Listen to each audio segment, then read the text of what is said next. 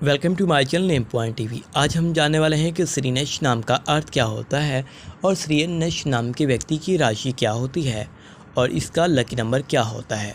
आइए वीडियो की तरफ बढ़ते हैं। वीडियो अच्छा लगा तो लाइक करिएगा।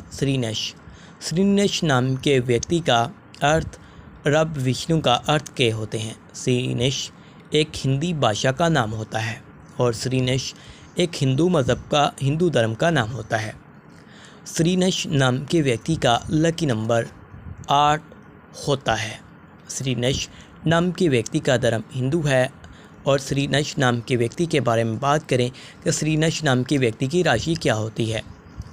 श्रीनेश नाम के व्यक्ति की राशि कुंभा राशि होती है, यानी कि अक्वेरियस। कुंभा राशि से तलक रखने के बाद इस नाम के व्यक्ति बहुत ही ज़्यादा श्रीनेश नाम के लोग बहुत ही ज़्यादा अच्छे माने जाते हैं। इनको बहुत ज़्यादा मेहनत